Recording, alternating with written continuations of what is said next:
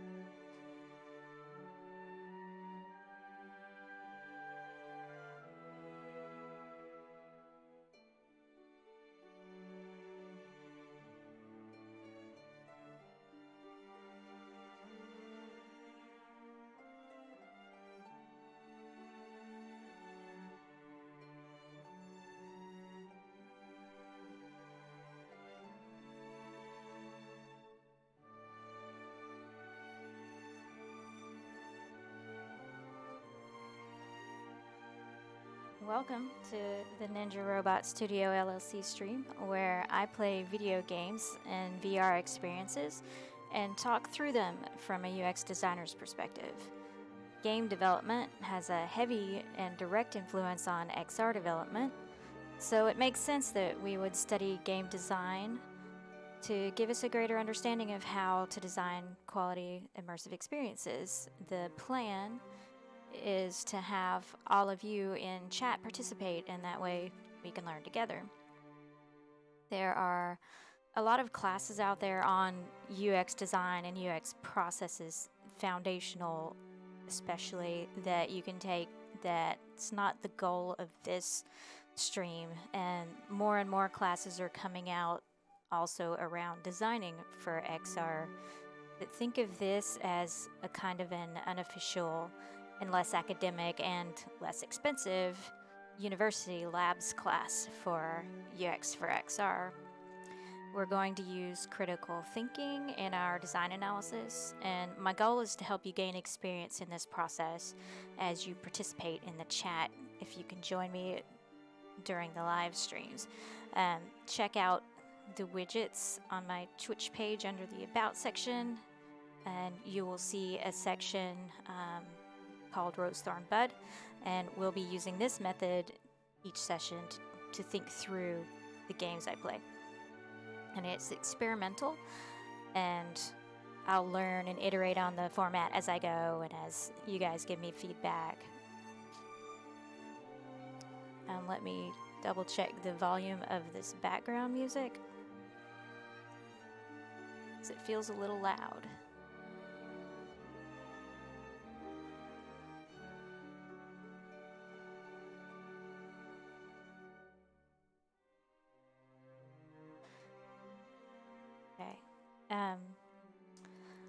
So now, before that, let me talk you through, if you're watching this later on demand, I'll tell you, you can watch all of these later. I put out content around the foundational UX best practices for XR. And so let me just go through and show for those people who are not watching this live,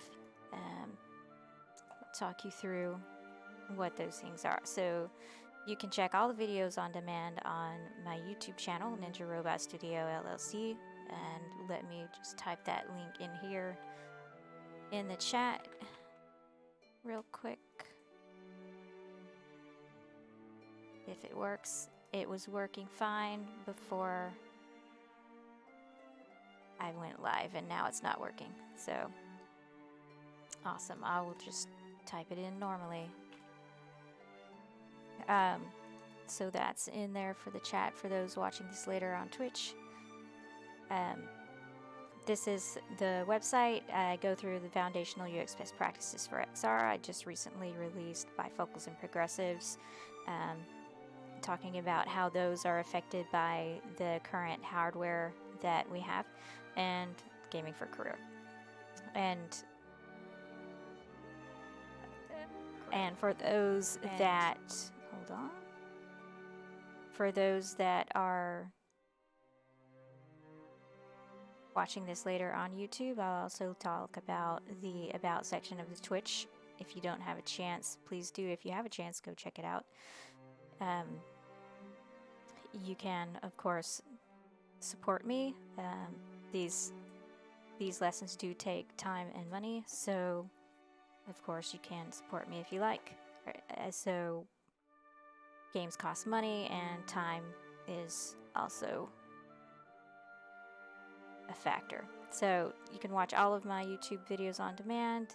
You can learn more. The recommended reading is, of course, the UX for XR Toolkit, which is my website that also covers all of the foundational UX best practices for XR learned from a designer's standpoint of how to transition into XR. And I have a pattern library where you can learn about all of the different.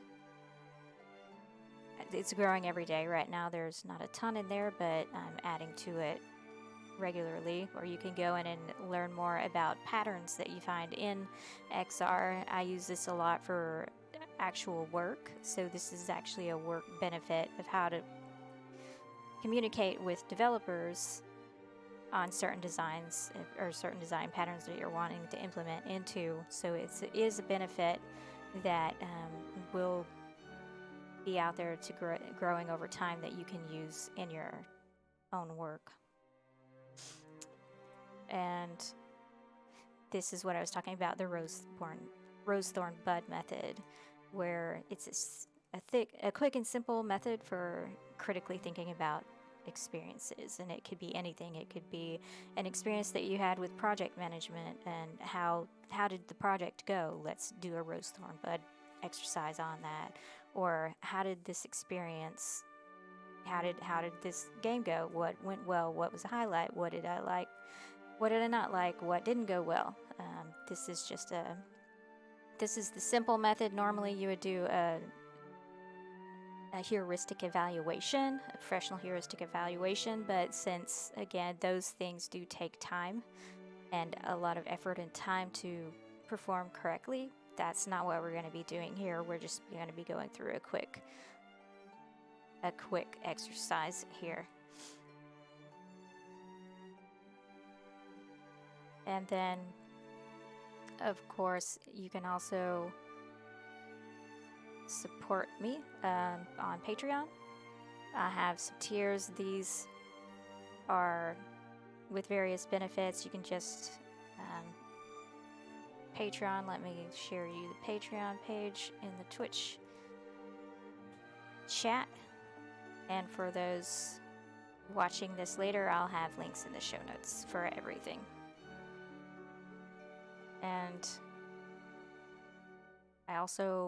we also have merch.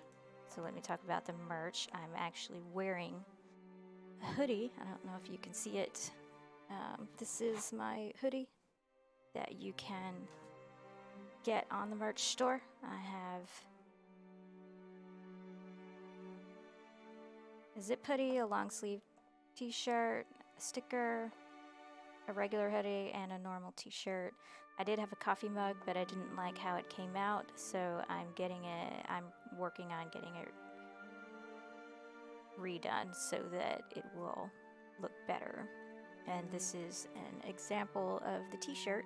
I did order a sample of that as well. So you can see it came out pretty nicely. This is the small t-shirt. The material is thinner than your normal. It's just a lightweight t-shirt, cotton t-shirt. And it came out pretty well. But I am working on getting the mug back up. And so now I also wanted to quickly go through questions. I did have a very good question. It is a valid question that came up over the last week. Loving the idea of this stream, talking about this stream specifically. Loving the idea, but isn't the game you showed a 2D game? I did a card game, a tabletop card game last week. Why not look at VR games? So again, we're going to do both.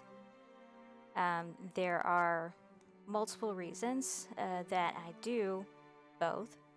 So 2D game design is what we've known for decades, and there is a ton of UX best practices, heuristics around normal game design. There's not as many VR games out there. There are more and more coming out all the time, but we want to learn from 2D games to inform how we design well for VR games. Only, of course, there's going to be some differences in best practices for XR because we're wearing it and we're immersed in it instead of looking at it on a screen. And that's also what part of my website goes through. But so the reason that we're playing 2D games as well as 3D games, and I think I hear another train coming. I apologize if it gets really loud. But the reason that we're playing the 2D games is that, again, it greatly informs. They are directly tied. Game design directly influences XR design and VR design in particular. So we want to learn from traditional game design so that we can create better immersive experiences. And that's the whole point of this Twitch stream, and what we're doing here is to learn from those things. And like, it has greatly helped me in paying attention to how you create mechanics, how NPCs work, behaviors work, what you expect mental models coming out of 2D game transfers into VR. And so you want to, I'm sorry, the train's coming. So you want to take those things into account, because it greatly influences. And I'm rambling, I'm sorry, the train is distracting me. So that's one of the reasons that we do it. Another reason is that, for example, we're looking at card games right now.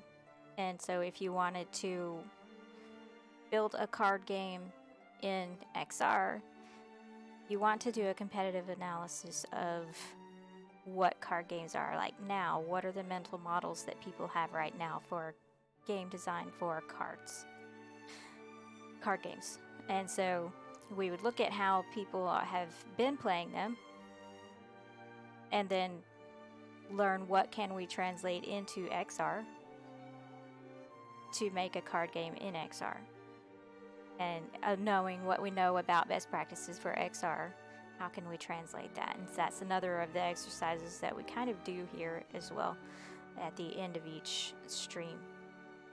And also, games cost money, VR costs money, and I only have so much money. So that's another reason it would be beneficial for people to support me, is that if I can keep doing this as long as I have games to play, and my budget will only take me so far. So if you want to help support the stream and help it keep going, then that would be a very beneficial way of doing that. You can do that by liking, subscribing, and that'll help my Twitch channel grow. That'll help my YouTube channel grow. Follow on Twitch, subscribe on YouTube, like videos, share streams.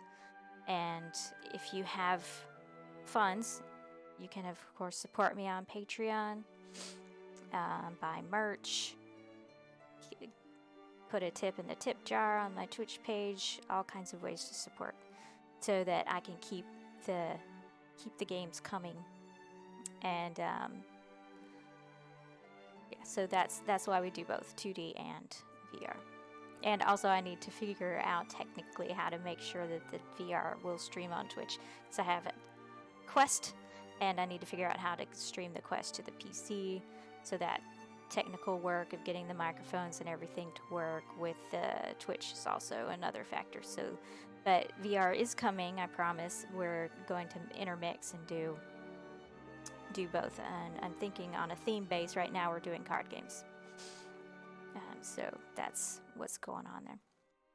And so also, before we get started, I want to quickly go over the pillars of gaming UX, which is what we're going to be thinking about as we go through our games. So this is based on the book by Celia Hodent. I do have the link in the About section on my Twitch page if you want to check that out, or it will be in the show notes if you're watching this later on YouTube.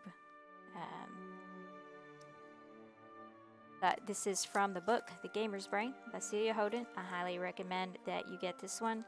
If you don't, again, the recommended reading is here in the widgets on my Twitch page, UX for XR Toolkit. That's the website that I create. And The Gamer's Brain by Celia Hodent, and the VR book by Jason Gerald. So the VR book is a much more in-depth book. It's similar to this one, but it's going to go much more in-depth into actual VR design. It is a nice thick book. It's pretty academic. It goes into neuroscience. It goes into technical aspects, development aspects, to the actual hardware aspects of VR. So it is recommended for you as well if you want to specifically get into VR design. Highly recommend it. But if you had to pick one, of course, besides the website UX for XR Toolkit, which is free for most of the content, and we will be adding premium content regularly. If you have to buy one book, I would say get The Gamer's Brain by Celia Hodent. She did just recently come out with another book on gaming UX that I have not picked up yet. It's on my wish list. But it goes more into gaming UX, and I definitely want to check that out. If you can, go ahead, get it if you have the funds. But again, so let's go over the pillars of gaming UX. And she has it broken down into two categories. Usability, which is what we're used to for 2D design, our apps, our software, websites, things like that.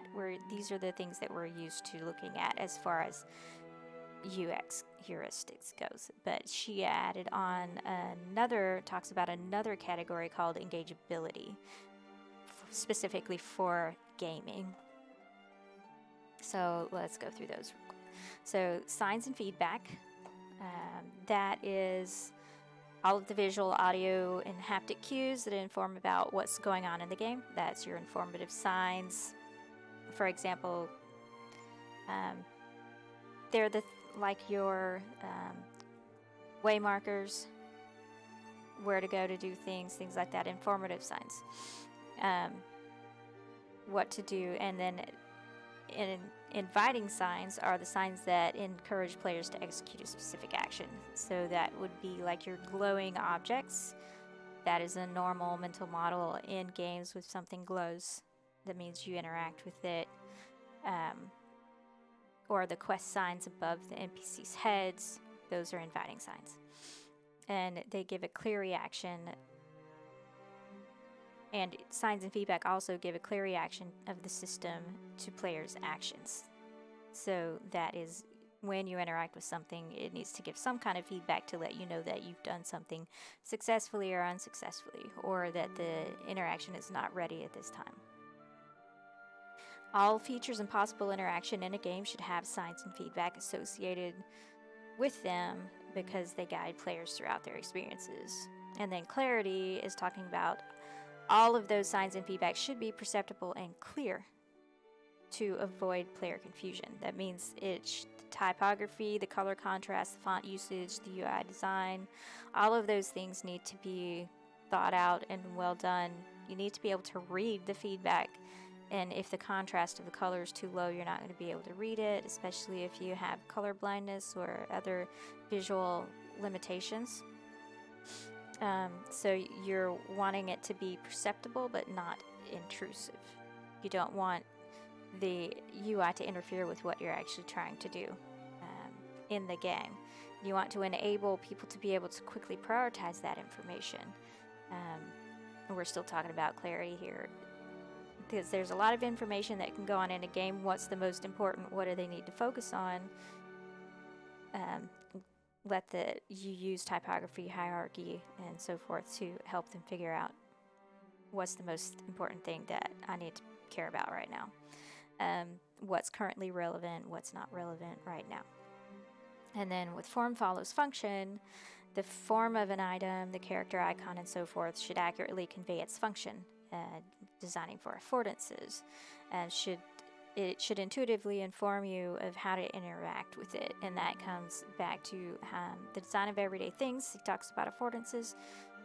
Don Norman talks about affordances in the book Design for Everyday Things. Very good book if you haven't read it. Like a doorknob affords turning, a chair affords sitting if it's a well-designed chair. Some of the modern art chairs don't really always afford sitting, but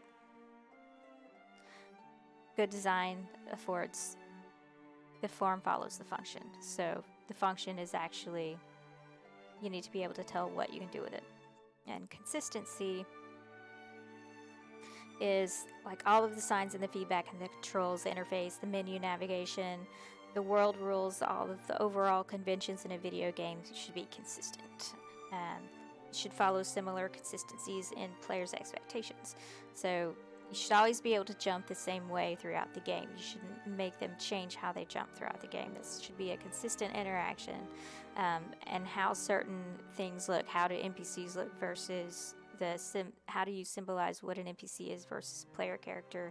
Those things should be clear and consistent so that you're not confusing. Versus enemies, what do enemies look like? That should be a consistent look.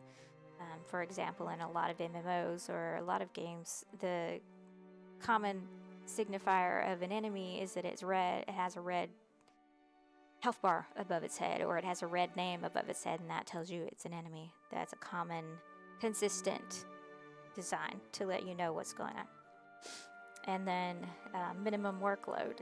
The player's cognitive load, meaning their attention and their memory, should be able to focus on the game mechanics or the features of the content and less on the interface and the controls. So they should be able to focus on their cognitive load should be going towards figuring out the game mechanics and not being distracted by what's going on with the interface, trying to figure out the interface. The game should be what their cognitive load goes towards. Their attention and their memory. And then physical load is like how many button clicks or how many things you have to do to actually complete an action. Button clicks, for example. How many must be taken into account and minimized for tasks that are not part of the core experience, especially during the onboarding part of the game. So that is, the interactions should not be cumbersome or overly complicated, unless, of course, it's part of the challenge. And I like the example of in Final Fantasy 14, there's a boss mechanic where you get confused. And so if you're playing with a controller, the thumbstick is how you move around. But if you're confused, it doesn't work the way you expect. So if you move the thumbstick to the right, you're not going to go right. You may not even go left. You're going to go in a random direction. That is because you are confused. And that's part of the game mechanic. But if you were not under the confused status in the game, the thumbstick should behave exactly as intended. You push the thumbstick forward, you go forward, and so forth. That's how it should behave. And so that's what we mean by interactions should not be cumbersome or overly complicated, unless it's part of the experience. And then error prevention and recovery is that we should, and this is the same as in normal UX, is we should anticipate the errors that the players could make and prevent them from happening for tasks that are not a core to the experience, and allow for error recovery whenever applicable. So, for example, if you exit a game and you haven't saved, there should be a warning saying you haven't saved. Do you want to leave? Do you want to save now? And what's the consequence if you don't do that? And let them recover from that. And then flexibility. The more customizable the game is, for example, the control mapping, font size, and colors, the more accessible it will be for all players, including for players with disabilities. And this is an important thing. Accessibility options are a very important part of making your game available and accessible to a larger number of people. There's an entire demographic out there who wants to play games. They love playing games, but they're not always able to because they don't have the flexibility of being able to customize things for their experience. For example, someone with a mobility impairment could need to add a switch control, like these big buttons that you push. This is like a single button that does a lot of things. And for someone who, for example, I think cerebral palsy, for example, someone needs to use their head as an input because they can't move the rest of their body. Or they don't have full control over the rest of their body, so they need to use their head, which is what they control the most. They need a switch behind their head to be able to input. And so they still want to play games, let them be able to do so by allowing them to customize the inputs and the experience to meet their needs.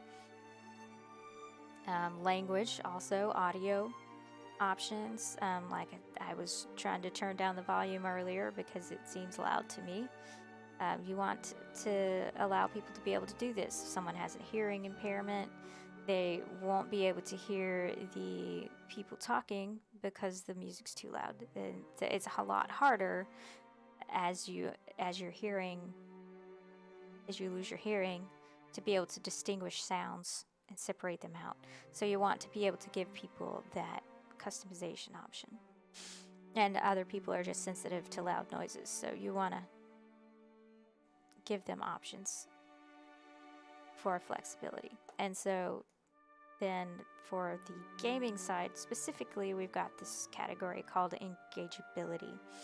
And motivation is talking about the aim is to satisfy players' needs for competence, autonomy, relatedness, motivation, meaning, rewards, implicit motives. So focus on the meaning or the sense of purpose, the value, or the impact for anything that players need to do or have to learn. Why do I need to learn this? I don't understand. If you don't understand why you need to learn this thing, if you don't understand where it's going, then is that really a motivation for them to keep going? It depends on how you design.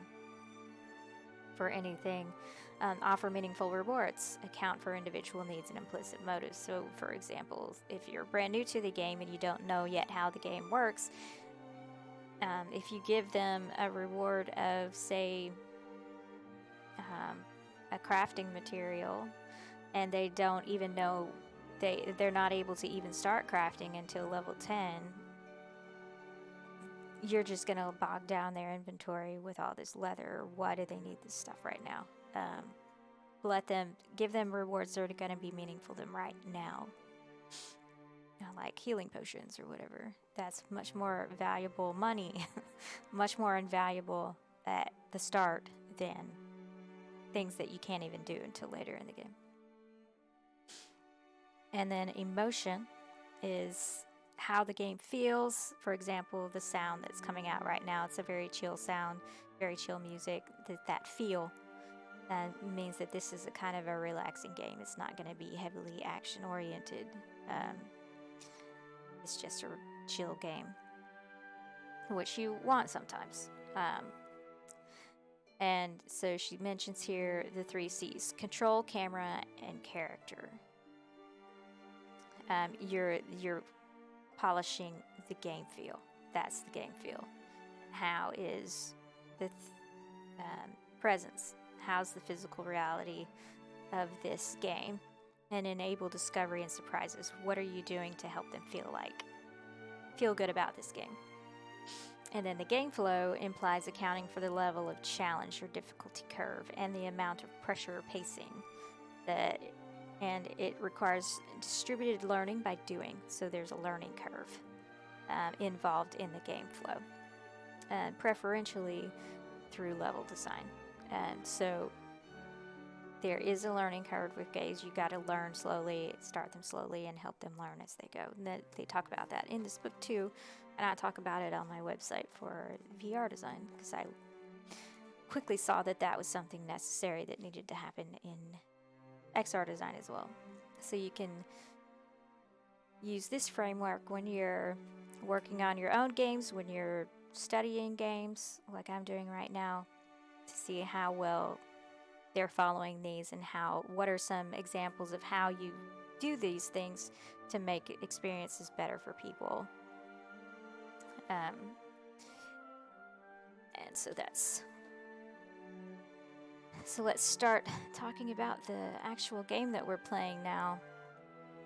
And today we're playing Shadowverse, which is another trading card game. We played Voice of Cards, the Isle Dragon Roars last week, and that was a tabletop RPG card game from Japan, from Square Enix. And this game is another popular one from Japan. Trading card games specifically are very, very popular in Japan.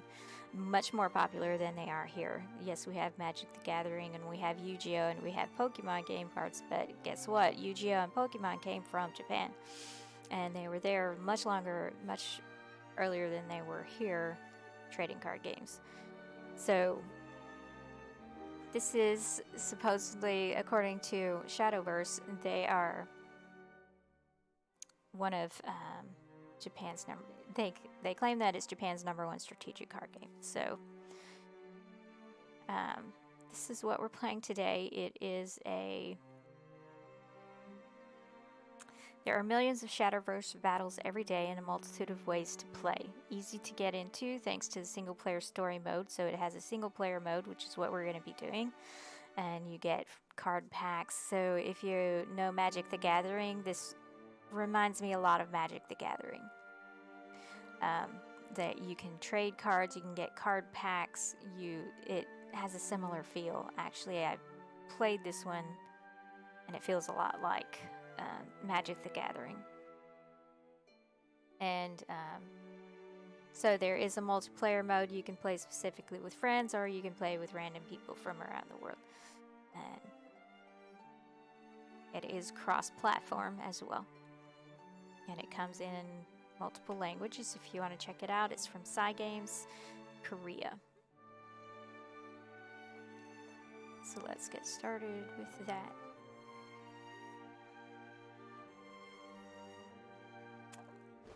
Okay. And for some reason, when I click off in the corner, it does that error.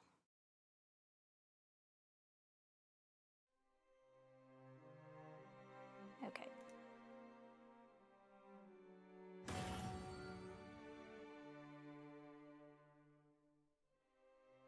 Load screens are common in games. It's just give you something to look at to let you know the game's working and that nothing's broken. Yes, it's taking a little while, but it's giving you something to look at while it's loading. That is a good practice for 2D games. It is a must in VR games and XR games because you're immersed in this experience. And I talk about this on my website as well. I don't remember which article, but I do talk about it. It is important to have load screens and sound as the game is sitting in a load mode while you're loading a new scene in, because that keeps people from thinking again that it's broken, and that there is the attention span on video games is already, you got to keep them paying attention. It is more so in VR because again their eyes are covered, and so if it just goes dark and there's silence, or if there's just a still screen instead of motion, as in you see the particles floating in the air here, you hear the sound, you see that it's still working, and there was a loading indicator as well.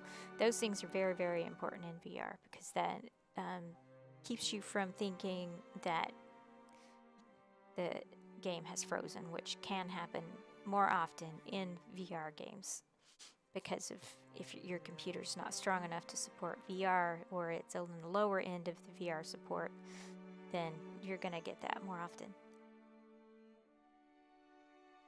So, an ominous presence has filled the skies. People know it by one name, the Morning Star. It is a promise of freedom, a glimpse of new worlds. a light reaching into oblivion, a shadow in mortal hearts.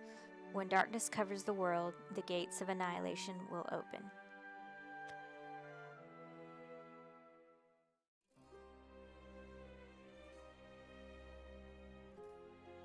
And I believe I have this set up in Japanese again. And here, this is what's considered wayfinding. They're telling you what to do as you onboard into the game. The hand is fine. This is a good example of one. Another example would have been they could have made a glowing border around the prologue. Can you see my mouse? Yeah. So they could have made a glowing border around this one to tell you to go to this one next. But this animated hand is also another option. Losaria and Arisa are two young elves who live in the woods. They are training tirelessly to one day become forest guardians.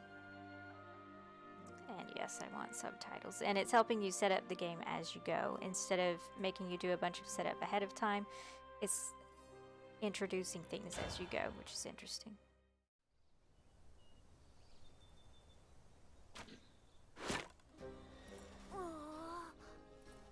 ロザリアはさすがだよね。私こんな風に当たらないもん。そんなことないわよ。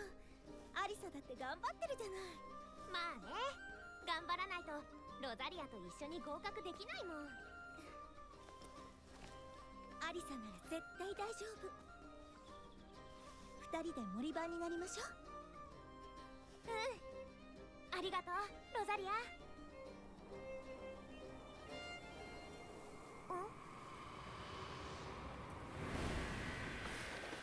何？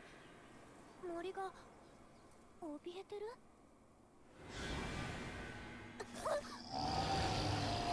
？Notice how they used lighting and sound to change the mood.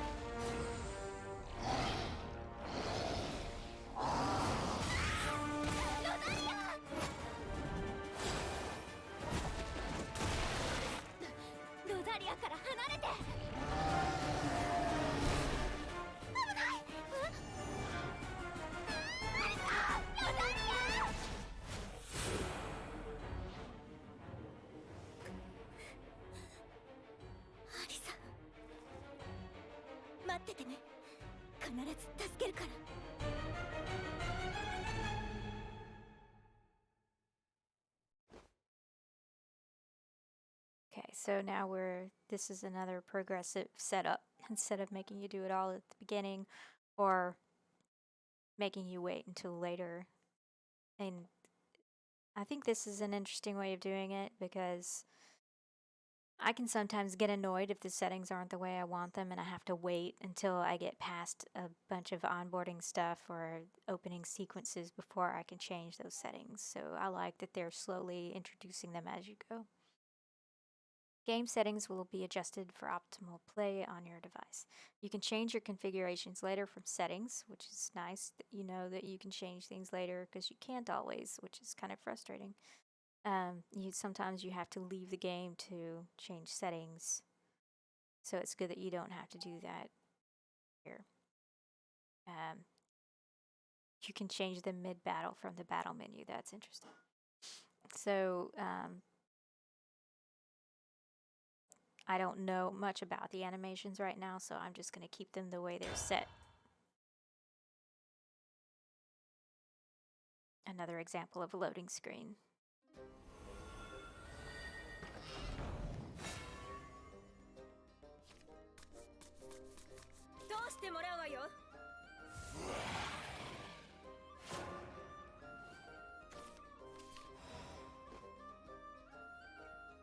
Cards can be played by spending play points. Drag the goblin from your hand to your area. And you see how they're using light and animation to attract your attention to where they want you to look. And they're using that animated hand again to tell you what you need to be doing right now.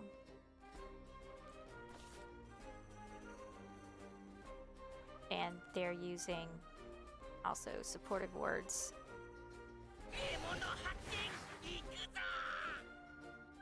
Regular follower cards can't attack on the turn they're played. So I guess that means all I can do is lay it out on the play table, but I can't actually attack yet. And so all I can do right now is end my turn. And which is very clearly being told to me right now. So I'm looking at the UI right now, and I'm not sure exactly what these things on the left mean. I guess I will learn over time. I think this might be my deck numbers. How many cards are left in my deck right now? I don't understand what this means. I guess I'll figure it out over time. And this is how many I have in my hand, I guess. How many cards are in my hand versus out on the table. It looks like I have one out on the table right now. And so this also has that same... It looks like it has that same mental model as the game that we played last week, which is a similar mental model that I'm seeing across card games. That is another thing. Like I mentioned, what are players' expectations for how things behave right now? This looks like a sword with a 1 on it, so that looks like their attack is 1 point, and their defense, because there's a shield here, it looks like their defense is 2. But then she has a 20 here. So is that her defense? Because that's a pretty strong defense. So I'm not sure if this is defense or HP. And I think they mentioned something about evolving in 4 turns. That might be what that is. And this, I'm not sure what this is. And I'm not sure what that 0-1 means. Okay, yeah, so that's evolve in 3 turns. And I like that it said thinking up here, because that was another thing that was frustrating when I was playing Catan VR, which I will try to get working on here so we can play it on here on the stream as well, is that when you're playing someone else, or when you're playing the AI, or you're playing a non-player character, if you're just sitting there and you don't see what's happening, you might wonder, am I supposed to be doing something right now?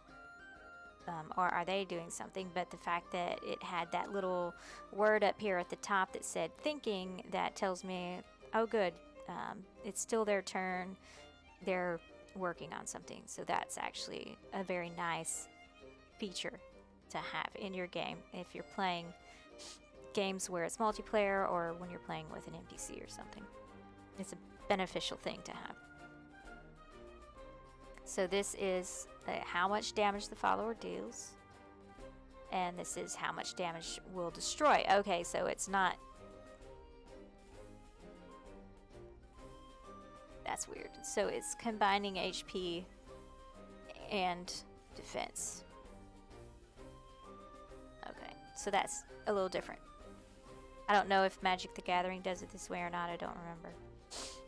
I haven't played it that much. But the one we played last week had a separate HP. And that's more like what I would expect. So, of course, I don't play a lot of trading card games, so this might be a mental model that is already in trading card games.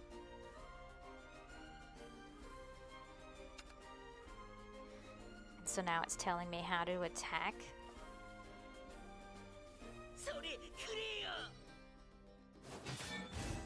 And that was a positive feedback telling me I did it right.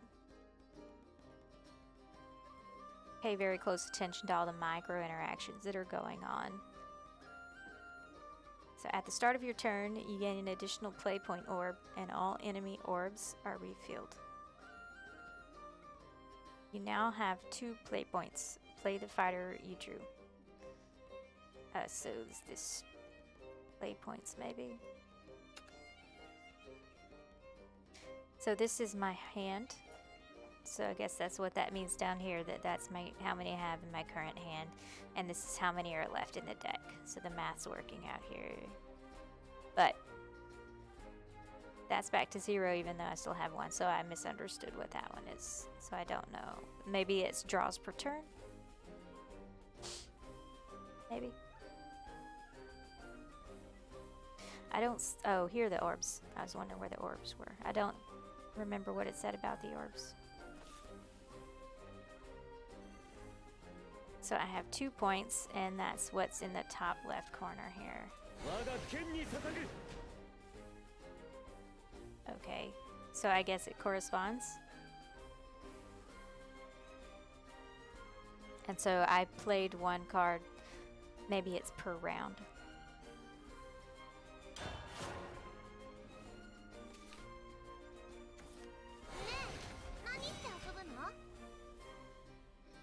And it's showing that thinking sign again. And I like that it's very clear when it's my turn. And you can choose to attack the enemy leader even if they have a follower in their area. So that's something that's a little different than... Maybe. I don't remember. And you pay attention to the micro interactions, the feedback that's going on when you click down, when you release, and so forth.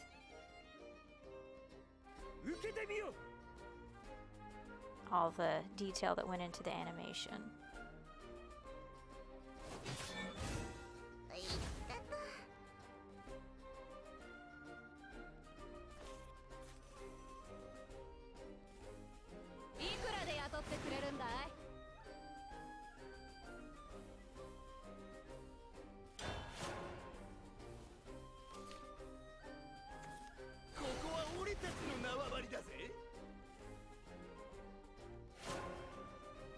This one has an additional shield here. Okay. When your opponent has a follower with a ward in play, you can't attack any other enemies until you've destroyed that one. Okay. So why did I pick this one? Because I have a 2 attack and that defense is 2. Maybe, so I'm not wasting one of my other cards.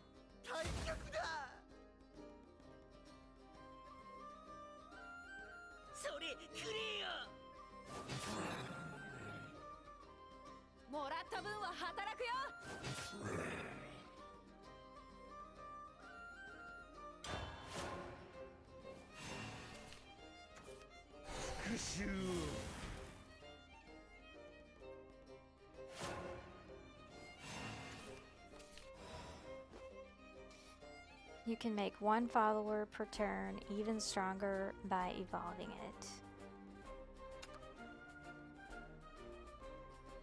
So there's one thing that is kind of frustrating. I don't know if that's the right word to use, but there's an awful lot of animation going on all the cards, and I guess this is meaning that it's a friendly versus a foe. I guess that means these are my cards. I'm not sure. Either that or they're playable. Maybe it just means they're playable, but all of them are glowing. And that one's glowing. It's a lot of glowing going on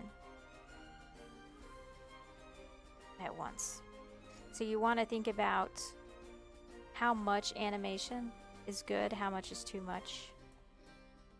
Because if you have too much animation going on at once, that could also be overwhelming. So you want to balance it.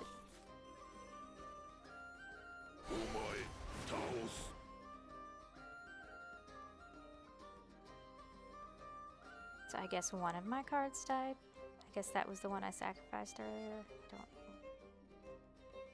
So now I want to evolve this one. I just clicked on it.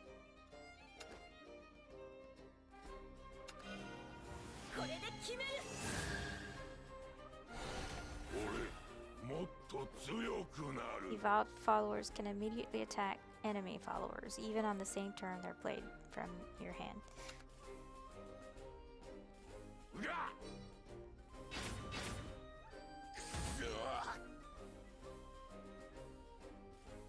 player who goes first can evolve twice per battle, and the second player can evolve 3 times. For now, attack the enemy leader to win this battle.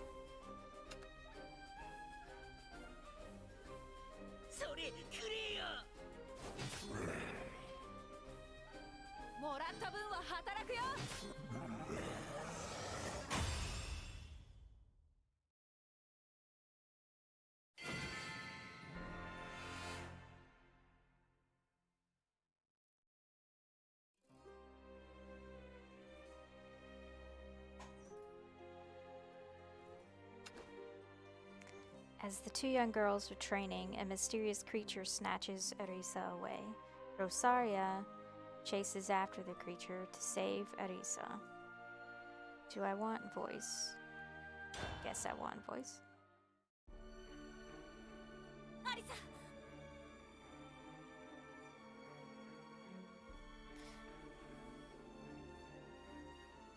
And so they switched from auto progress in the cutscene to now we've got manual progression, which I actually prefer because this gives you time to... Real life happens and people need to stop and pause and so forth, so you want to give them a way to do so. Otherwise they'll miss important information, and that's especially true for VR because when you have to stop and pause and deal with something in real life, you have to take the headset off most often. So in that case, you're going to be missing a lot if you don't allow them to pause or stop in the middle of a cutscene. You could be in a cutscene.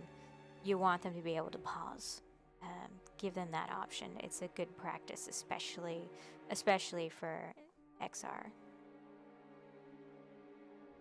And let them progress, give them the option to whether or not they want to progress manually or auto progress on dialogue like this.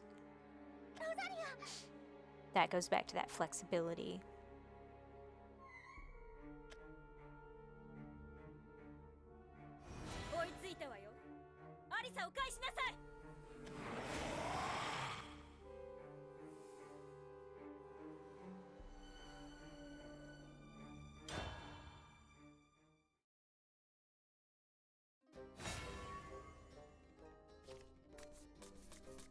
So I guess this is the real battle? I guess it was a practice before?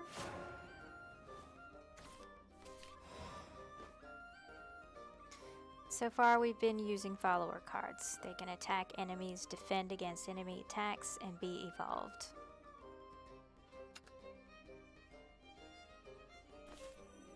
So there are different types of cards.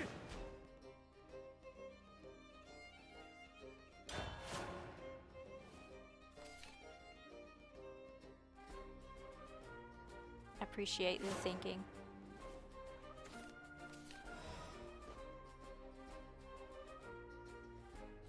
Attack the enemy leader with your fighter.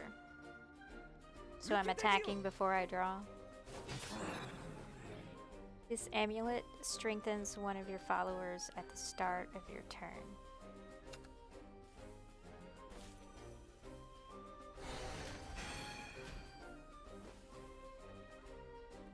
Unlike followers, amulets can't attack or defend. Instead, they have powerful abilities that affect other cards and leaders.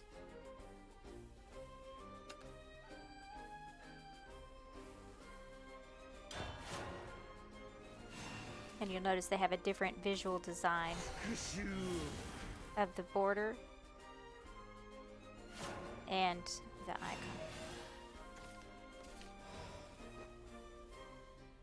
That goes back to design patterns and consistency. You want your design patterns to help inform what you can do with each card. In this case, each card having a design pattern for different things. And this looks like there's also different colors of the borders and different treatments of the borders. This one looks specifically different than the cards we've been playing so far at the border. Some cards have special abilities that activate under certain conditions. Fanfare abilities trigger when the card is played from your hand.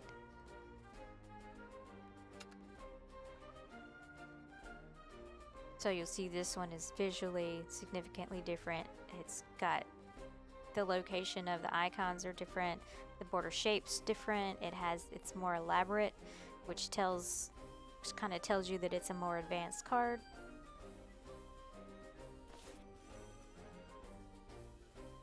Oh, so the icons look different when they're in the deck versus, so that's really nice that you can quickly see in your hand it changes the location. That's a nice feature. You don't have to pull it out to see the stats on it.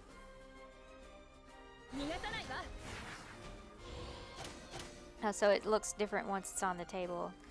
That's interesting. Not sure what I think about that. I guess it's signifying that it's a played card. But I think we would know that since it's on the table. Elf Tracker's Fanfare dealt damage to the enemy Goblin King. Now attack the Goblin King. 受けてみよう。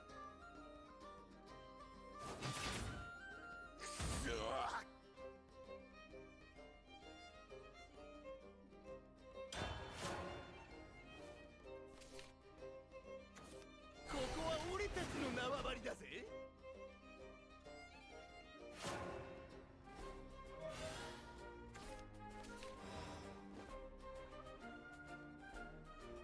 And again, you'll see the border of this card is different than the one we just looked at.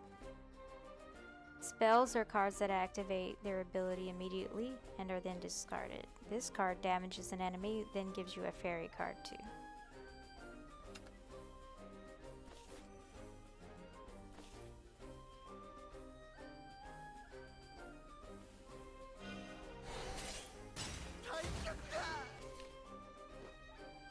Sylvan Justice destroyed the Lizard Man. Now evolve your Elf Tracker and defeat your opponent. You can also use the yellow sphere to evolve cards.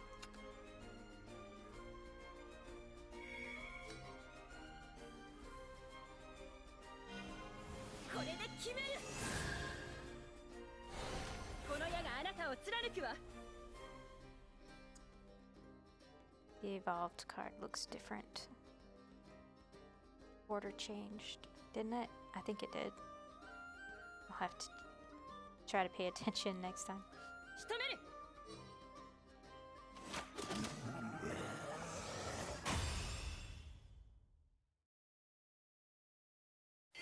One thing that I'm noticing is that there was a lot going on and I was just following what it said to do, but I don't know if I really learned fully how to play the game. I think it felt kind of overwhelming. Losaria fights the mysterious creature with her last bit of strength in order to save the abducted Arisa.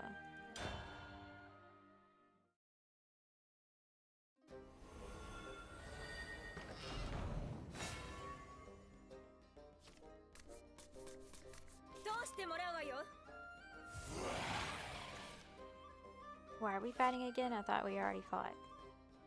You can redraw any of the cards in your starting hand once. Yeah, see, I'm just feeling overwhelmed right now. Keep the lost cards that can be played in the early rounds of the battle and replace expensive cards that won't be playable until later on.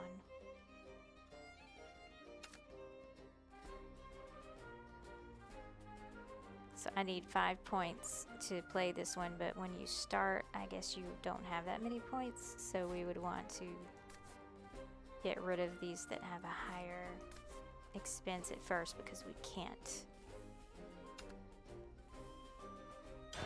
play them right now.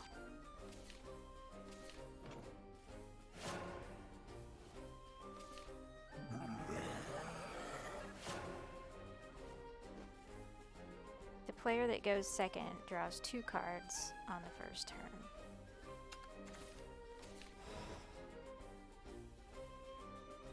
Now you're ready to battle on my own. I'm not sure I am. I have to end my turn. I haven't played anything. See, this I don't really fully understand. So I can't play on my first turn. because I drew second. So they have to go first.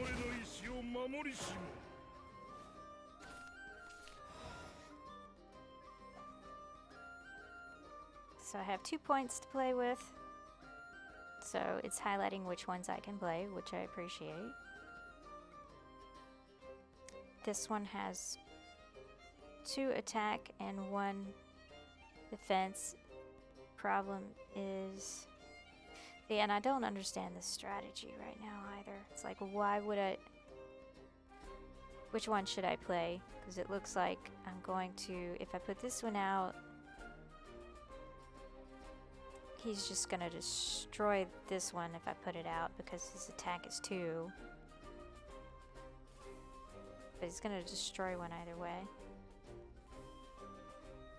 So I don't fully understand which one I should play. Can I click on them without playing them? Okay, yes I can.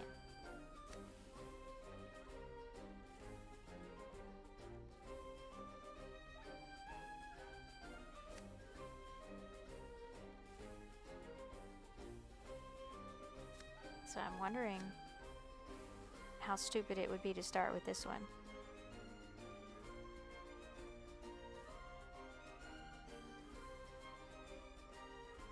Because it's gonna deal 2 damage, which means it would destroy that one immediately, right?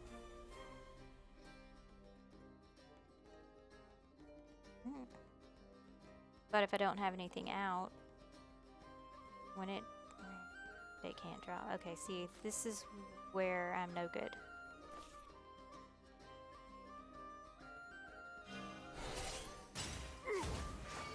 So it destroyed it.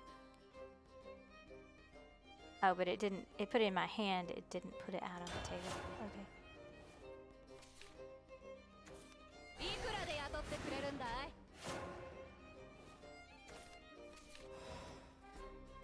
So I have 3 points. That one has 3 attack. I'm not feeling very competent right now.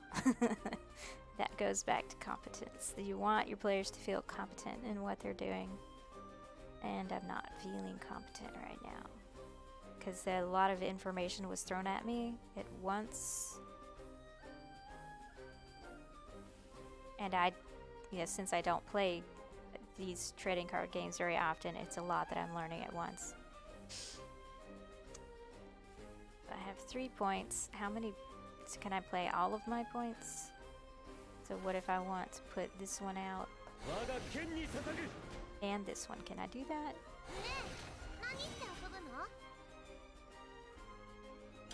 Okay.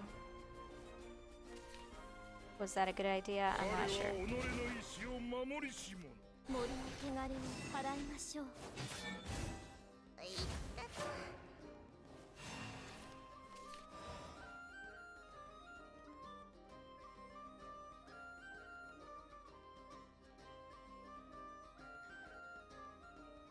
I can evolve something. So I'm gonna play this one. Evolve it.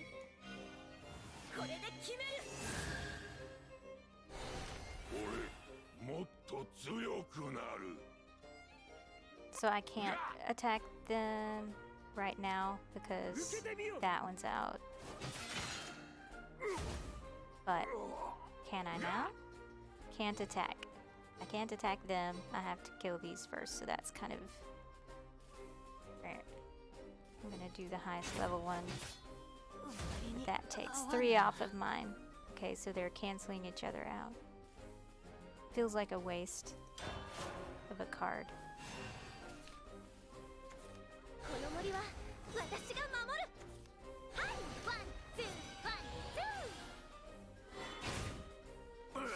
Yeah, feels like a waste.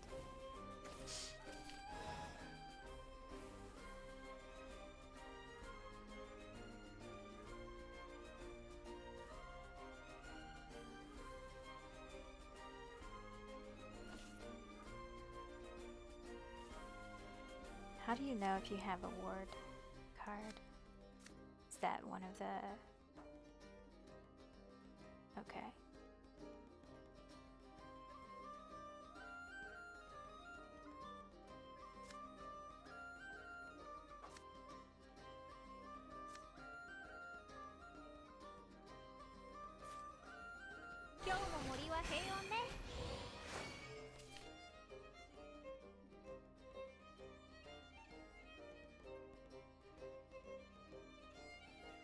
Yeah, right now I'm thinking that I don't know what the best strategy is here.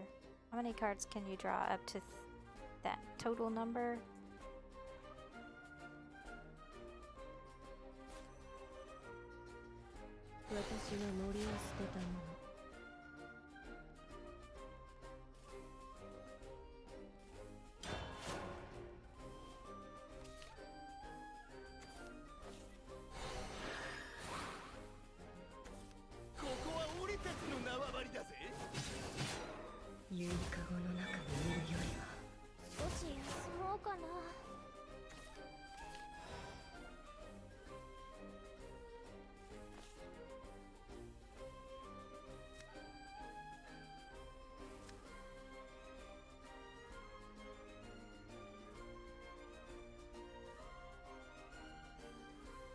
I'm not doing any damage whatsoever to the boss. This could take a while because I don't know the best strategy for doing that.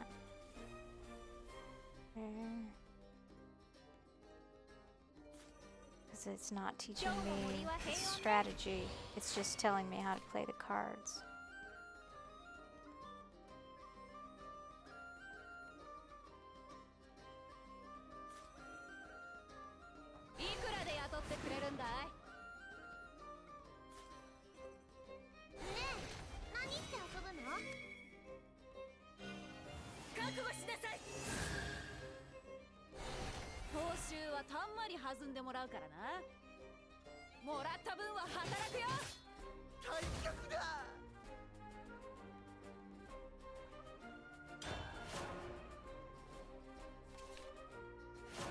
I didn't pay attention to what it looked like before I evolved it. Said I would try to remember to do that.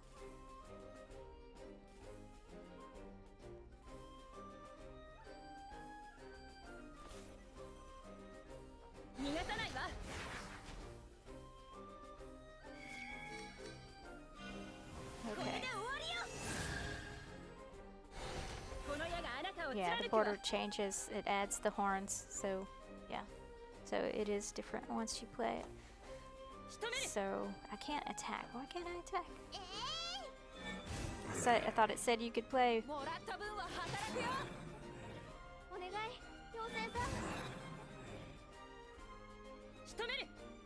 I can't. Oh, I still have one more point.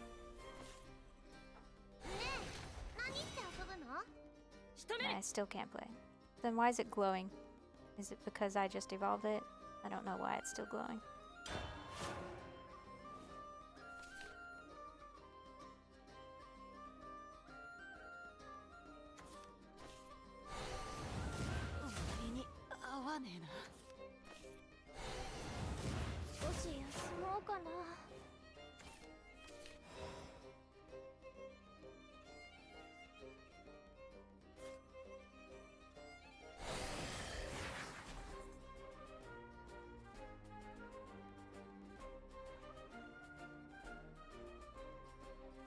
I don't think I need to draw any more cards. I think I can just kill it.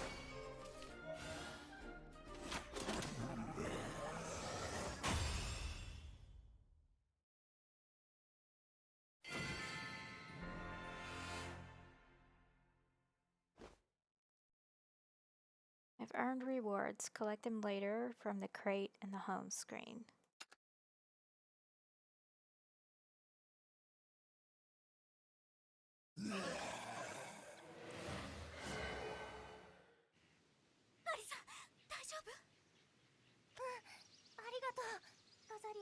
Pay attention that there's a nice feedback when you click as well on the mouse.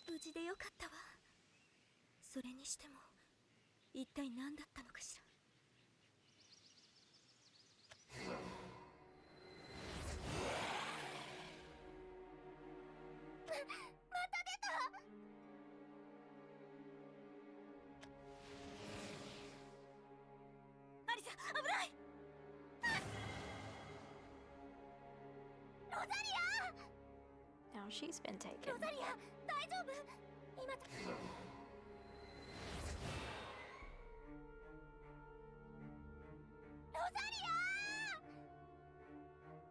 So, and that's another thing to pay attention to is the voiceover that's happening here.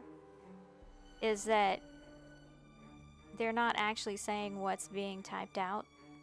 So this is one way of saving money on voiceover work. Voiceover work is an expensive thing in game creation, and I've noticed that this happens quite a bit, at least on the Japanese side of gaming. I don't know about English. I'm assuming it's the same. I try to avoid English in games because I just don't like the sound of the English voice actors. They don't sound like they're doing it very as good of a job acting, and it breaks the immersion for me. So since I am learning Japanese anyway, I just switched to Japanese because I can at least understand what the voice actors are saying in these situations because it's your very basic Japanese. But so what's happening here is that instead of voice acting everything that's being said, they're just doing they're saying something that is going to give you the emotion of it without actually saying everything.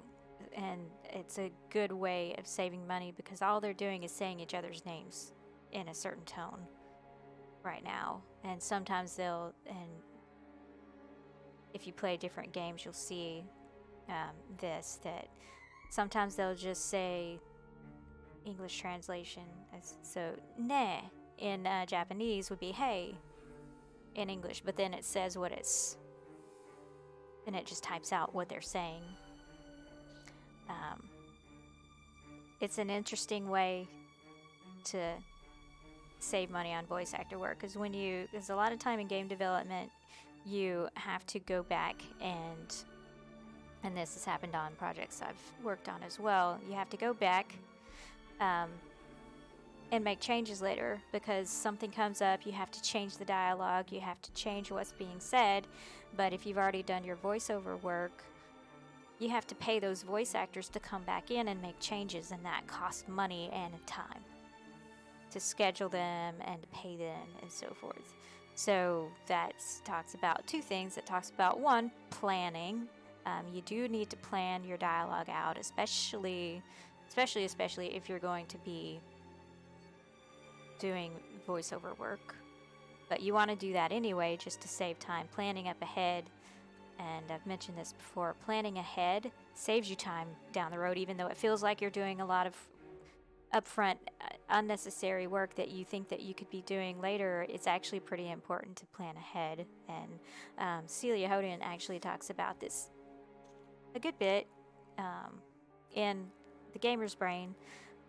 There's a section on the process of like pre-production and so forth. She goes into a bit of detail on that under let's see what section it's under. Well, it's under UX strategy.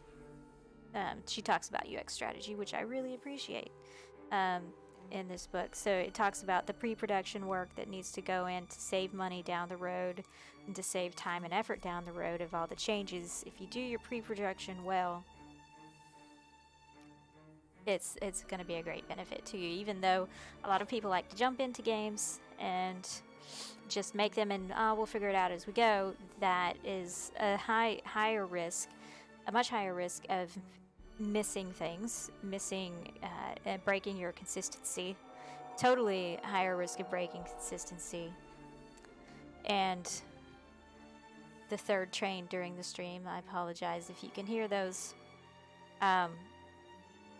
Much higher risk of breaking the consistency and the story, everything, if you're not pre-planning your dialogue and pre-planning all of your game writing up front.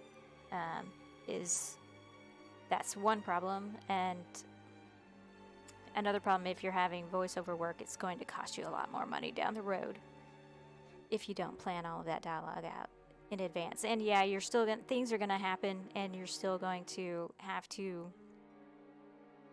make changes down the road. It's inevitable. Something's going to happen because we're not perfect. We are going to miss things. But as much as you can do up front is a good idea. But even then, you can still save more money on your dialogue by doing what they're doing here with your voiceover, is to have them say a key, pick which dialogue you're wanting them to speak out, like the cutscenes, for example. Cutscenes, have them go ahead and voice over that stuff. Focus on that stuff, but then when you're doing the dialogue, like here, or branching dialogue or so forth, you gotta pick and choose where you do full voiceover work versus no voiceover work, versus doing what they're doing, which is they convey the emotion by saying one word or two words, but those are generic words that could be reused in different areas, but with different tones of emotion.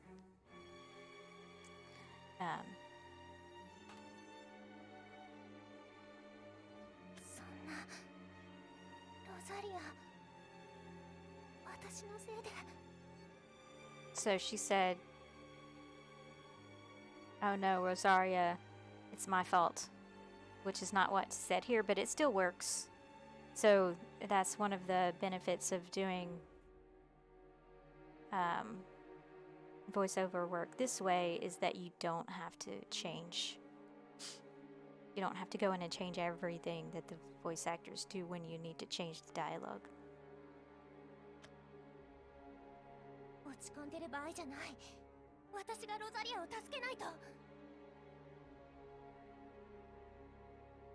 She did actually say what was being said there.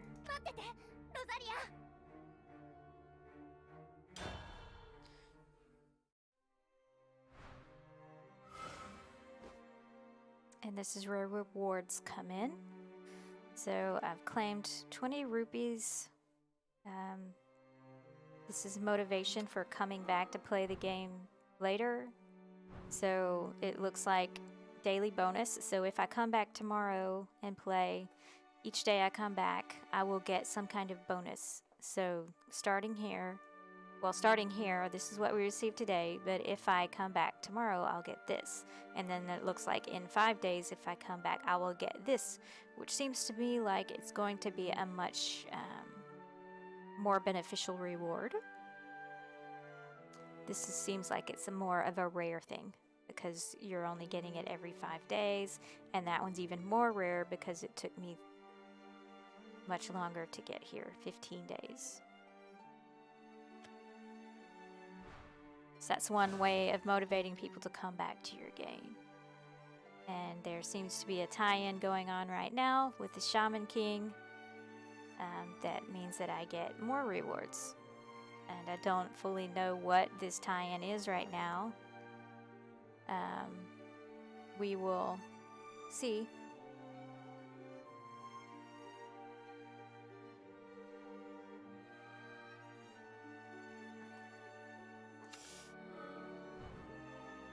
Omen of Storm's card pack ticket. Okay, so I'm gonna get a free card pack. Cool.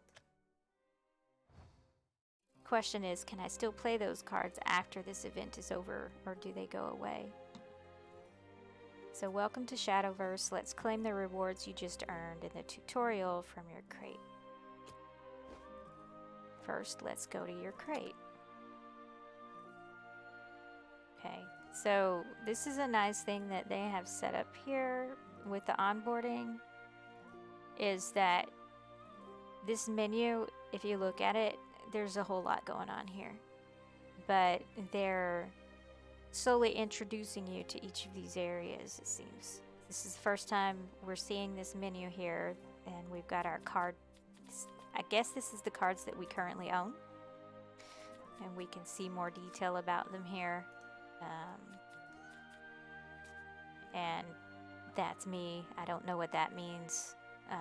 That's how much money I have. That's many of that one I have, and I'm guessing since that's a pretty diamond design that looks expensive, that probably means I have to pay real money for it.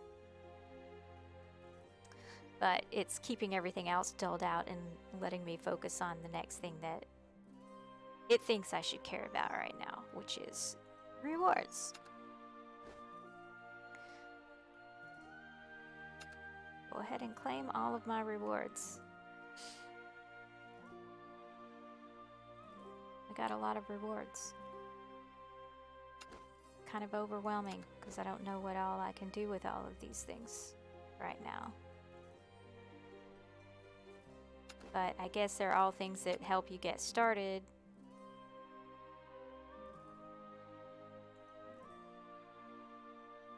Okay. And now it's taking us straight to the shop so we can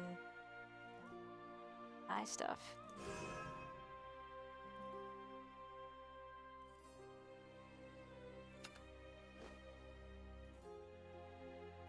Legendary card packs are special card packs that include one legendary card. So this is normal, what you would see when you go out to buy physical card packs. You get a random set of cards, and then at least one card in there is going to be a legendary card. At least one legendary card. I have one ticket. It's one ticket per pack.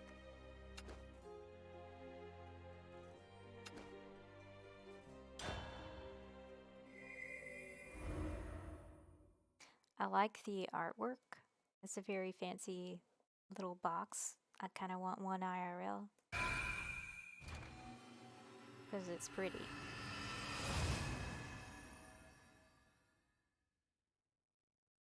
And it's showing me the motion for how to flip them. I just dragged my mouse across them with a click and drag. And this is telling me, so I'm guessing that these glowing ones are a higher value. So let's look at one that's not glowing. So this is a lower value card. And this tells you what it looks like when you evolve it. And then, so 7 is silver. That is, I'm assuming this is a legendary card. So you see they're color coded. You've got a bronze and you've got a gold color. And then you've got these that look silvery, but these look like they're a little bit of a different color than this one. Because they've got electricity going on them. So they're telling you that these are different value cards based on sparkles and lightning or static versus just sparkles versus just a glowing outline with no sparkles. But I don't know the difference right now because I don't know enough about these cards.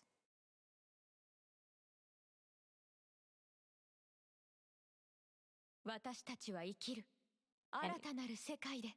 each card has a voice actor. That's interesting.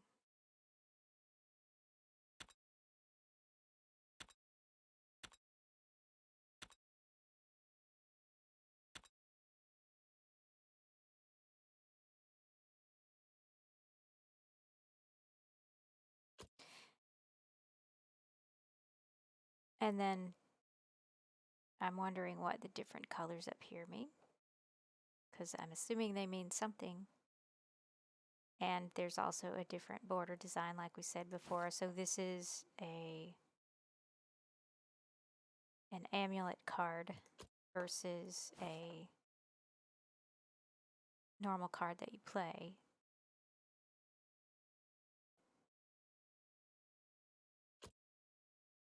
That you attack with. So it went kind of fast, so I don't remember the details of that. So that was another thing is, yes, it let me auto progress, but it was still a lot of information coming at me all at once. So I feel like I'm gonna have to flounder until I learn. And I'm an Enneagram 5. I don't know if you know what that means, but Enneagram 5, we like to plan ahead and we like to be competent. We very much like to be competent, and if we don't have enough information up front, then that is intimidating because we don't feel like we're going to be competent at whatever it is that we're trying to do. You're able to trade your card pack points for tradable cards. For every card pack you purchase, you can earn 1 card pack point. For more details, please see the help section. And I've never traded cards or anything, so this is all new to me. I don't know if I'm going to do that. For me, my motivation is to just play the game right now and eventually hopefully play with some friends. Player random is kind of intimidating to me because, again, that whole competency thing, and I feel like I would just get stomped in the ground if I played multiplayer with people other than my friends. I'm fine getting stomped by my friends because I can talk to them while I do it and we can make fun of each other, but if it's random people, it's much more intimidating. And now we have the whole UI up, and it's rather busy. There's a lot going on here. This is where you want to pay attention to your hierarchy. What's the most important thing right now? They do have colors that are used to separate out things, but like your daily deal versus your normal buys, but they've got, this is where you kind of get into what's a secondary versus a tertiary versus a primary button. These all have the same, they almost have the same hierarchy here. The only thing differentiating them right now is the color and the size of this one's a little different, but it's the same color. Question is around blue-green color blindness. Is there enough contrast between these two for that to be a good differentiator? Yeah, it's a different size button and it has additional information here, so it's a little bit of a different design, but is it enough of a standout if I were colorblind? I'm assuming since it has a different visual size that, yeah. But it does bring up the point of like color blindness. You want to make sure that things aren't, your designs are clean and clear, so that if you have people with visual impairments, people with color blindness, that they can still navigate this thing and figure things out. And I know that with the Mac you have this overlay that you can put over things to test it out, much easier. And I'm trying to remember the name of it. I can't remember the name of it right now, but for the PC, I'm assuming they have something similar. But they don't always have as good of options as they do for Mac, so I don't know, I have to look it up. But this is a lot to look at right now, and I don't know the difference in what these different cards are going to help me with. So I don't know, why would I want what card? What is the difference between all these cards? Why do I care about them right now? Why do I want? Why? So I have, it looks like I have tickets to get these. I have 120 rupees, and these are 100 per pack. I have 0 crystals, and it looks like you have to, yeah, you have to pay real money for the crystals. So that's where they get you, and then you get 3 legendary cards if you do that one. But again, I don't know enough about this game yet to know why I would care.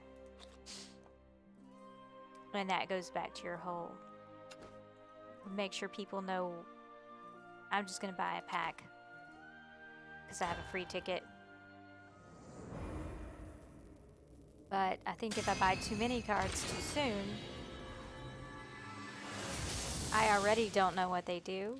So if I buy too many right now, that's just going to become even more overwhelming than it already is, because I'm going to have to sit here and look at these cards and learn what each of them do. And do I feel like doing that right now?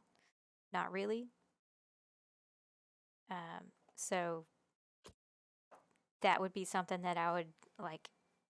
If I had nothing else to do, I would sit down and read through the cards, but even then, there are so many cards, I'm not going to remember. This is where it becomes more overwhelming. So if you play trading card games like Magic the Gathering or whatever... So now I've got more rewards. Okay, great. Or were those the items that I obtained in that pack that I just bought? I guess those were the items I obtained. And I have tons of tickets, but again, I don't want to be overwhelmed by all the cards right now. I just want to learn, I still just want to learn how to play the game. And if you add too many cards too soon, it's gonna feel like it's gonna just be too overwhelming. So that's where you get into information overload, cognitive load. There's a lot going on, and I don't know. This would take time to sit and think about what are the different cards, what's the benefit. Or my motivation at this point would just be to continue playing the game. And I just clicked on my nameplate, but I don't know why it happened here. So okay, so I can learn more about my profile. A first fair, I don't know, I guess that means I'm a beginner. Okay, so these are ranks, and okay. So we've got ranks. Okay, and I don't know.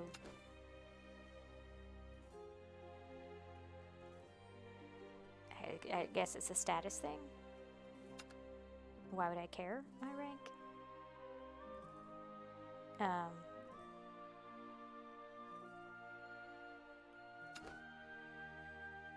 You can have flair. Okay.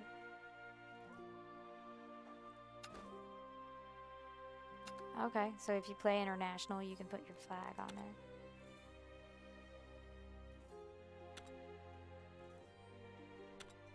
And this, I don't know which craft I like best right now because I haven't played it enough, so I don't know.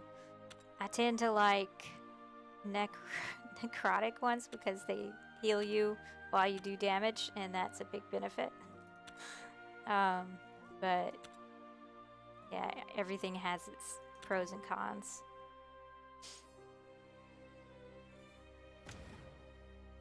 But how do I get back to the MSQ? Because maybe I just want to continue the story.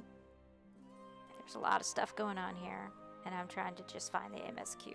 Okay, so I'm gonna look at what happens if I go home. What is a battle pass? It's a feature that rewards you for achieving battle pass levels. By completing battles and missions, rewards will update each season, with one season running from the official release of one card set until the official release. So, Battle Pass is a feature that rewards you for... So, what is about it that doesn't tell me what a Battle Pass is? Rewards... Purchase the Premium Pass with crystals, so you have to pay money.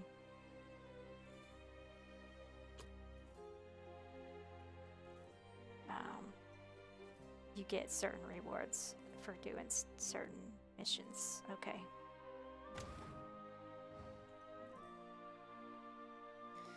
And then these are missions that are apparently different than the other missions. These are just normal missions. And the Shaman King tie-in ends in 4 days. So then what happens when all of your... Do you get to keep your rewards from your Shaman King tie-in, or do they disappear when the event is over? And if I were paying real money for that... Tale of Shadowverse continues with the main story, which can be found in solo. That wasn't clear. I think it should just say main story. So that is another thing that you want to think about is your information architecture. This is probably going to be a topic that comes up regularly as we game. is information architecture is very important because you need to know how to find things, especially when you're new to a game. And throwing so much stuff at you at once can be overwhelming. By defeating opponents, you can get great rewards and cards exclusive to the main story. Trial decks can be used in the main story. They can come in handy during tough battles, so make sure to take advantage of them. Each leader's first chapter in the Morningstar story is a tutorial that introduces you to each class. Learn the characteristics of the classes as you progress through the story. So that's how you learn, is by playing the main story. So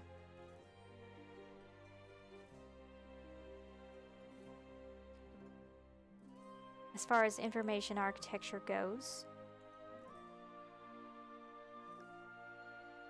I'm wondering why main story wasn't a main option. And why I can't go back now.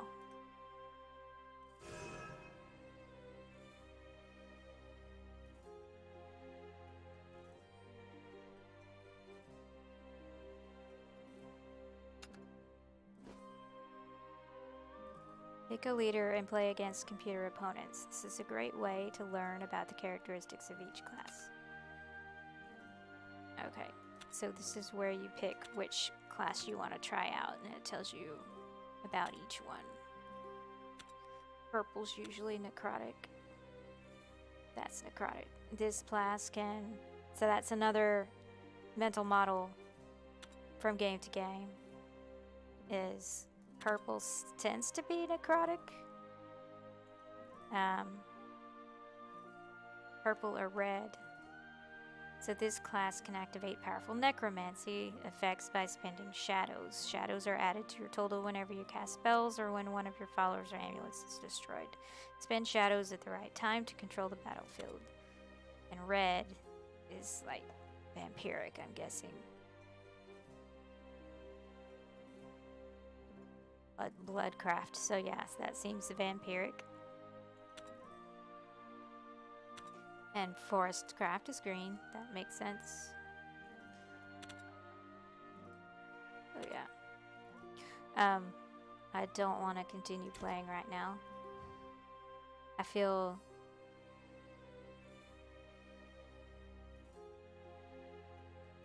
This information architecture is kind of okay, but I would need to spend more time looking at it. But if I were home and I just wanted to continue the main story, it's not clear. But of course here, now there's a little red exclamation point that wasn't there before. And I would assume that the main story was something that you do solo, so it's not horrible, but again... Why couldn't it be an option that's just on the main page somewhere?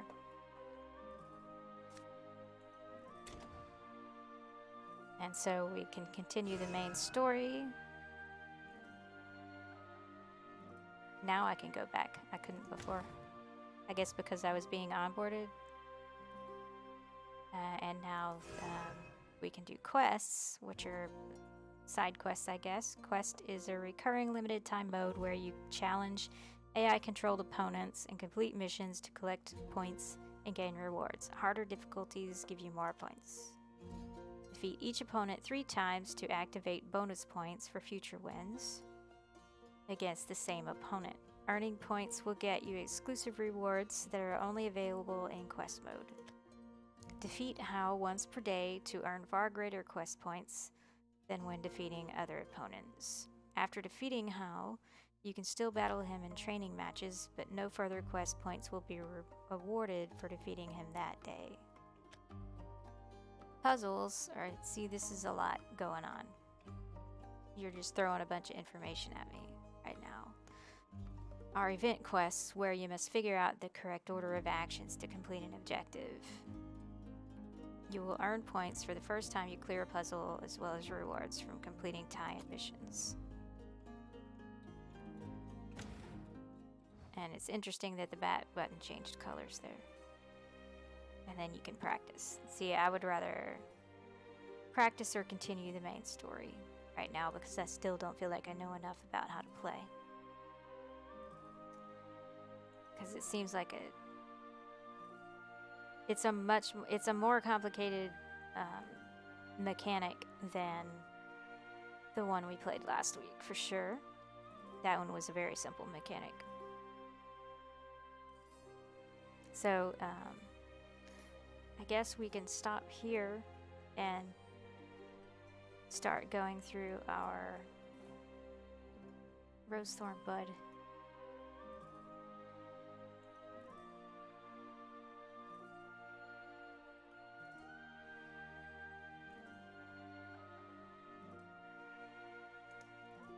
Okay, so some good things. Hi Phantom, thanks for following. I didn't notice I didn't get an audible message saying you followed. Thanks for following.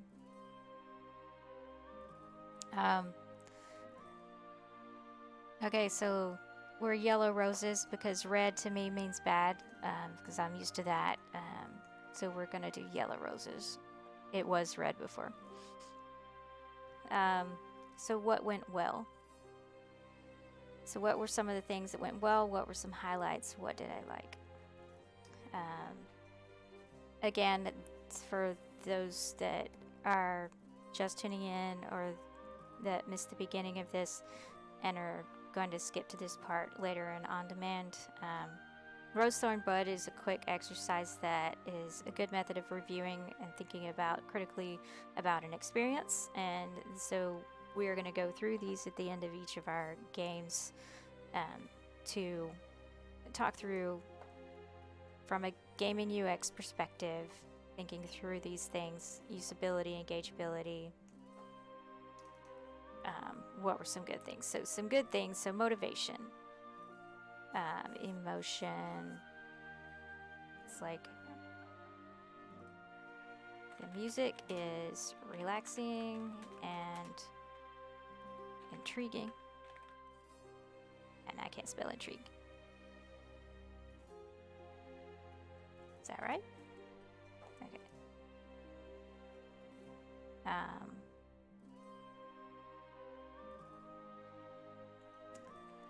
So the onboarding animated hand made it clear what they wanted us to click.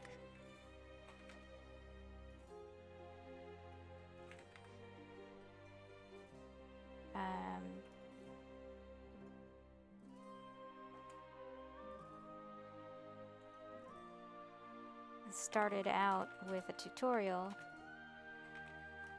on game mechanics.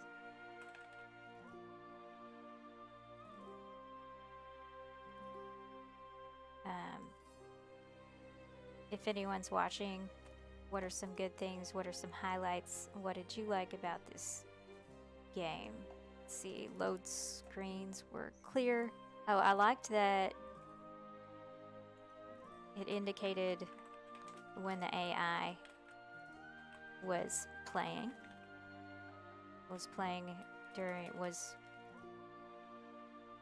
thinking during their turn.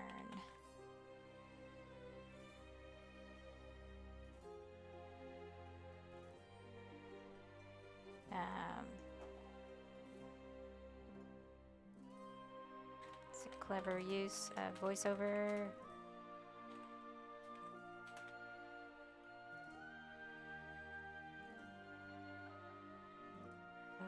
Good strategy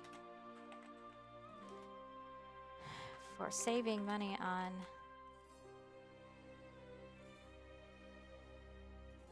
text edits.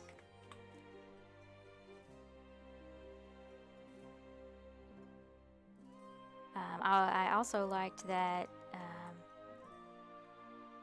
it slowly introduced game settings as it onboarded you. I need to make these that it onboards. I need to make it present tense because it's happening. It's a current thing. It's not a past thing that used to happen. As it onboards you, instead of throwing them at you at the beginning,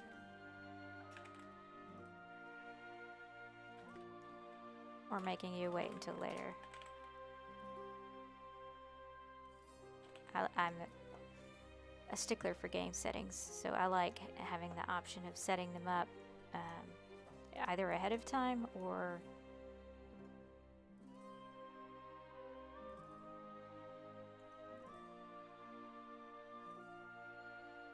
as I learn what each does, because especially sound and controls, things like that.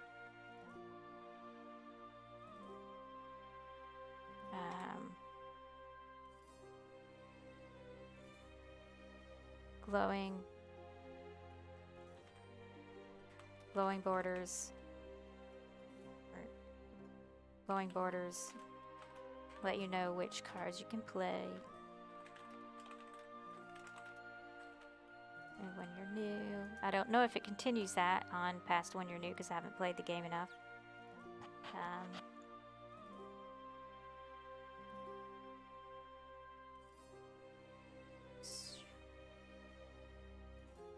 They started with the basic cards and slowly introduced the more complicated or advanced as cards.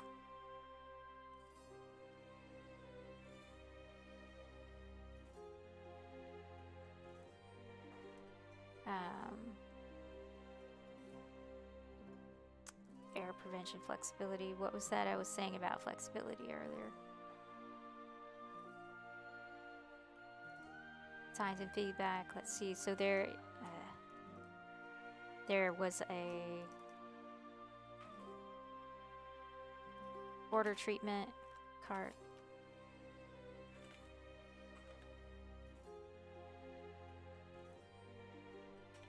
Are different for different card types.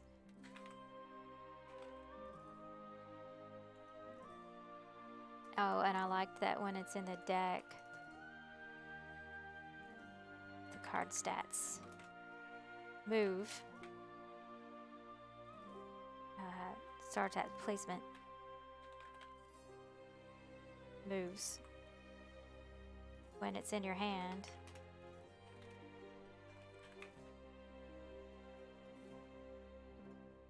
When it was minimized, so you can see them without pulling it out.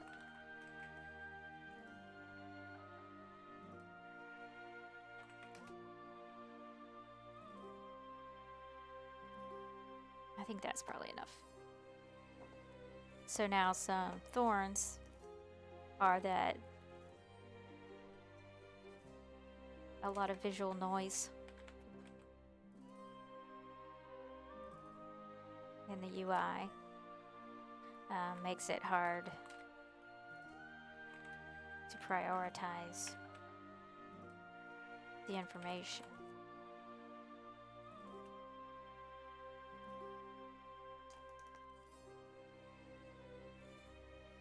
The animated hand,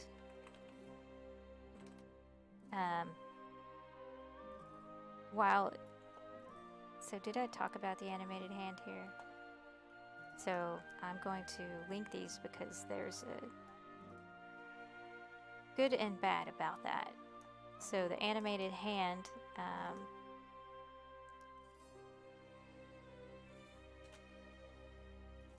animating the hand resulted in me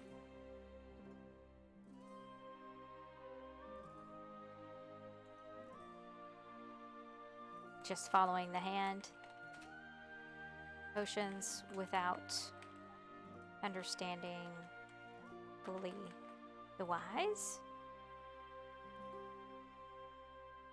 Didn't feel like I really learned the mechanics fully.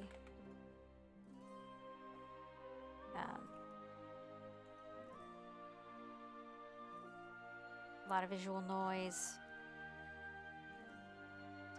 Were there any other cons? Thorns, what didn't go well, what was a low point? A lot of information thrown at me in a short amount of time. Information overload.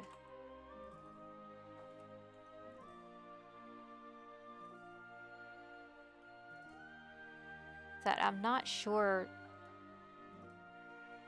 that would be a solution for that would have to be really like, thought out.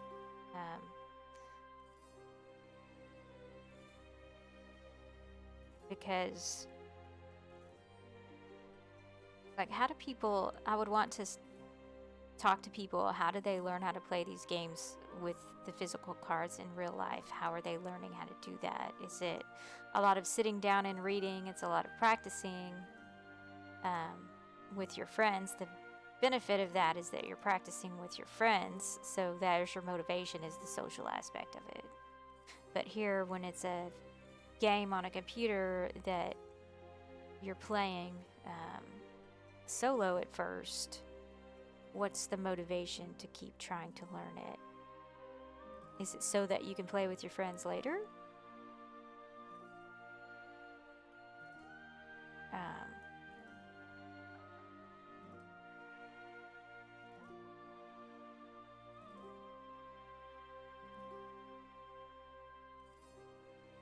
So let's just go into some buds then. A lot of visual noise in the UI makes it hard to prioritize information.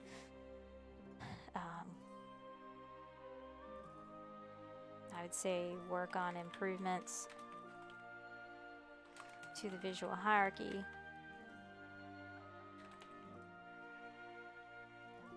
Of UI elements. And I would say even based on level. So beginner, cleaner UI. Then as you advance, show them more of what they care about as they advance. That goes back to your meaning, your motives, your sense of competency.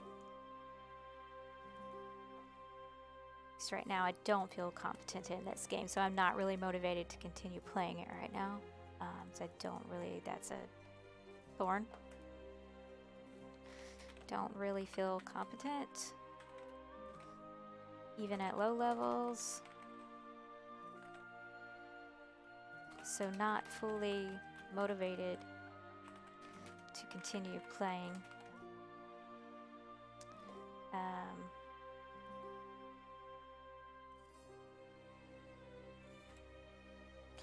So the animating hand,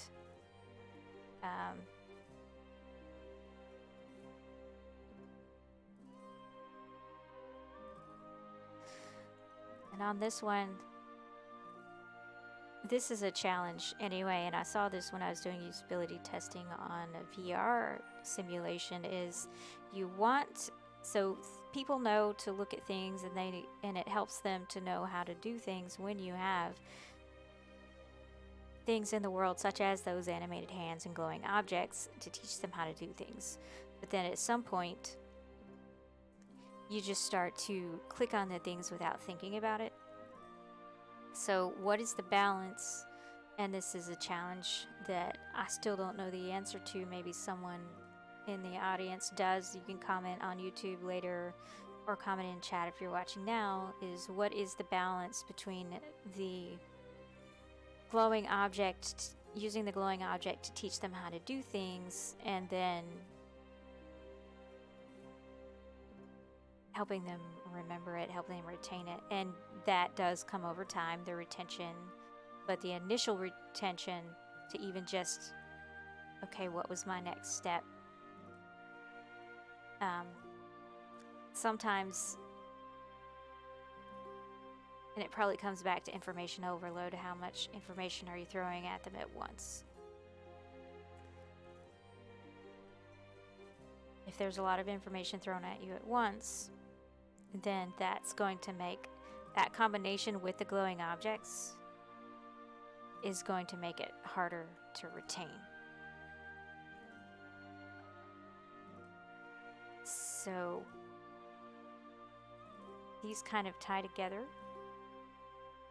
This retention, this information overload, and the glowing objects kind of tie together. So then a bud for that would be how, think about how it can be simplified even more. And more for people new to trading card games. Because it feels like the assumption is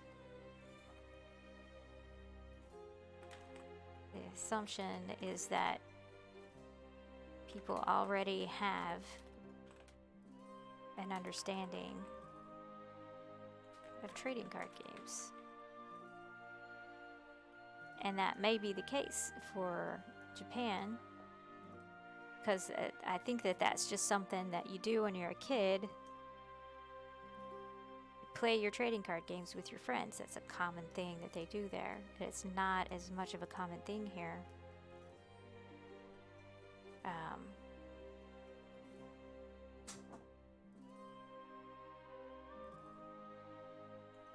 As it is there. So then if you're internationalizing something and you're taking it to a brand new audience,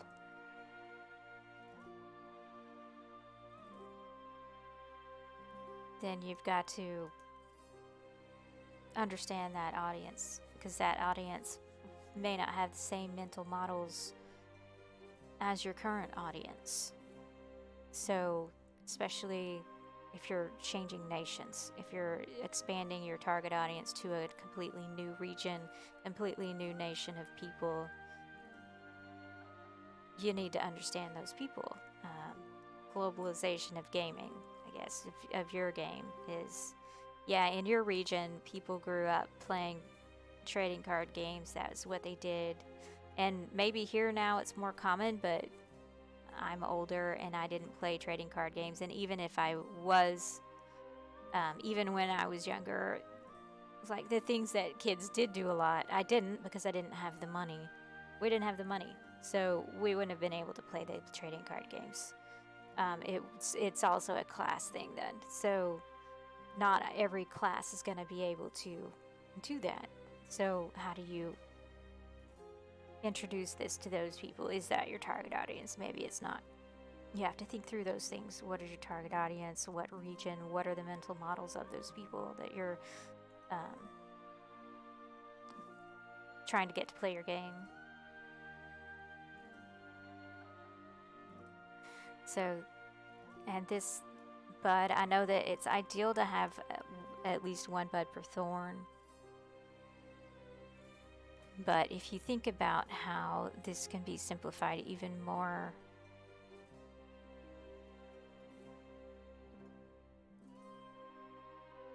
how onboarding can be simplified even more for people that are new to trading card games.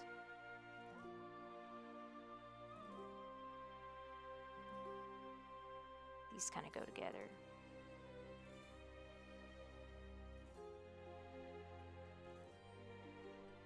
It feels like the assumption is that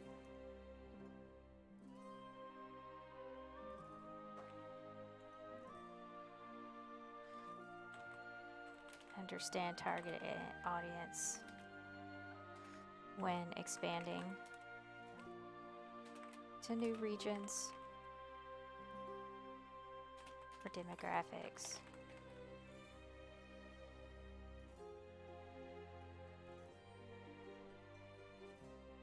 And so I don't really feel competent playing this game, even though I did just go through the tutorial. Because of these things, is information overload.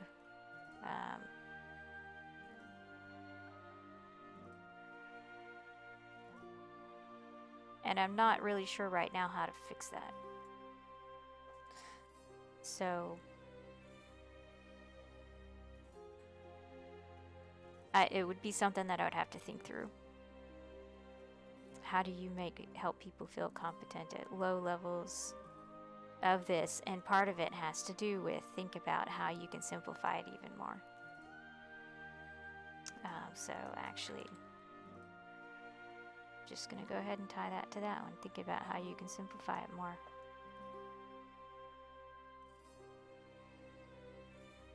So thanks for watching today. I think that is all we've got for today. If you have questions, go ahead and submit them. If you have comments, suggestions on how to improve this going forward, feel free to send me comments. And if you like what you see and you want to continue learning with me, follow me on Twitch, like and subscribe on YouTube, share.